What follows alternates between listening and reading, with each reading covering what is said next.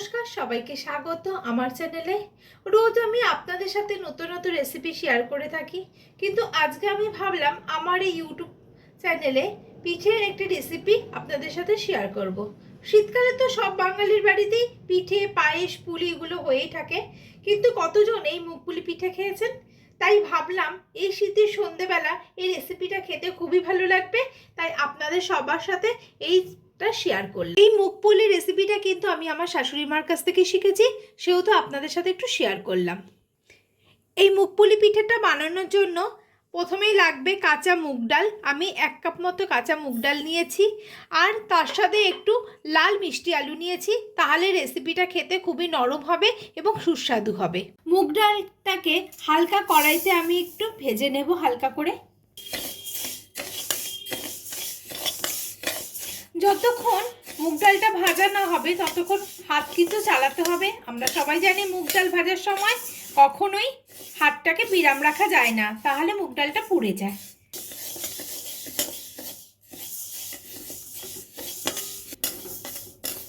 মুগ ডালটাকে খুব হালকা করে আমি ভেজে নেওয়া হয়ে গেছে। এবার আমি একটু ধুয়ে নেব ডালটাকে। আমি এবার একটু ধুয়ে নেব, ধুয়ে জলটা ফেলে দেব। ডালটা ধুয়ে নেওয়ার পরে আমি 1 কাপ পরিমাণে জল দিয়ে দেব, আর 1 কাপও জল দেব। এই 2 কাপ জল দিয়ে দেব।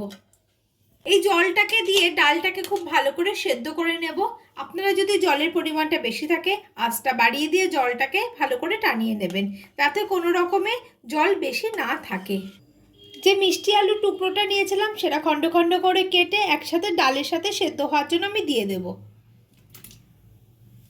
মিষ্টি আলুটা ডালের সাথে যদি একসাথে দেওয়া যায় তাহলে নরম হয় পুরটা, ওই জন্যই আমি মিষ্টি আলু ব্যবহার করেছি।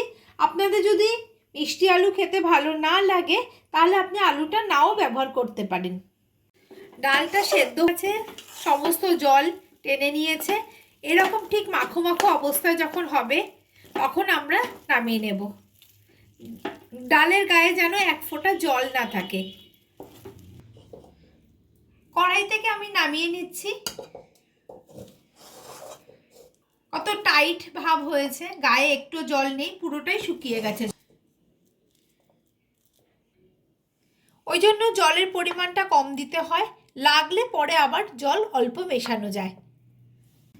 আমি উপর দিয়ে একটু চালের গুঁড়ো দিয়ে দিচ্ছি, তাহলে আঠালো ভাবটা অনেক বেশি হবে।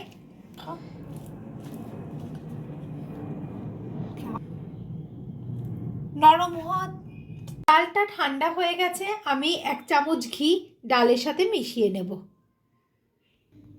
ঘিটা মিশিয়ে নেওয়ার পরে আমি ভালো করে মাখিয়ে নেব ডালটাকে। খুব ভালো করে মেখে নিতে হবে, ডালের গায়ে যেন কোনো রকমের আলুর লাম্পটা না থাকে।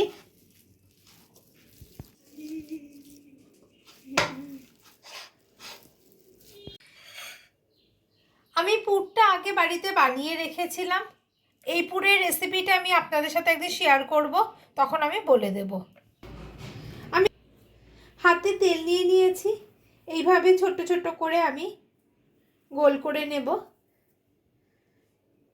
তারপরে পুলি পিঠে যেমন হাতের সাহায্যে চ্যাপটা চ্যাপটা করে সেরকমভাবে করে নিচ্ছি।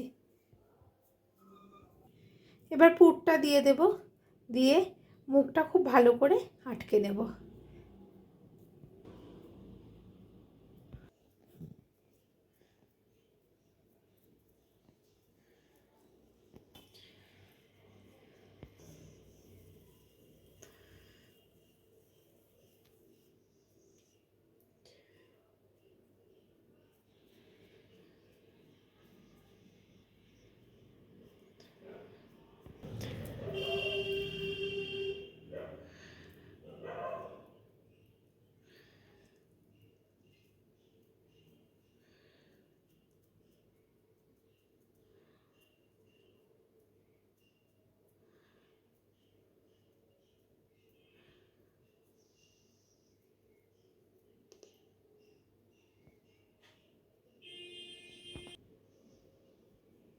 আমি একে একে হাতের সাহায্যে সব পুলিগুলোকে এইভাবে বানিয়ে নিয়েছি।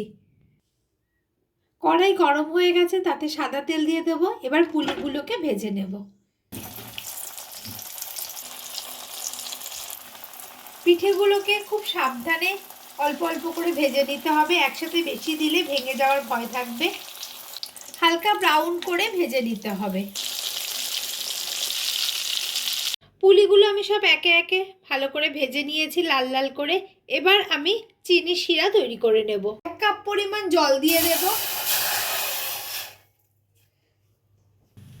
এবার চিনি দিয়ে দেব। বড় 4 চামচ আমি চিনি দিয়ে দিলাম। চিনির শিরাটাকে খুব ভালো করে ঘন করে নিতে হবে যাতে আঠা আঠা ভাবটা আসে। আমি চিনির শিরা দিয়ে করছি, আপনারা চাইলে গুড় জাল দিয়েও তাতে রসে ডোবাতে পারেন। চিনি শিরাটা লাল হয়ে গেছে, এবার আমি বন্ধ করে পুলির উপরে দিয়ে দেব। এই রকম ঘন লাল অবস্থায় কিন্তু নামাতে হবে। পুলিগুলো গায়ে এরকম ভাবে শিরাগুলো দিয়ে দিতে হবে।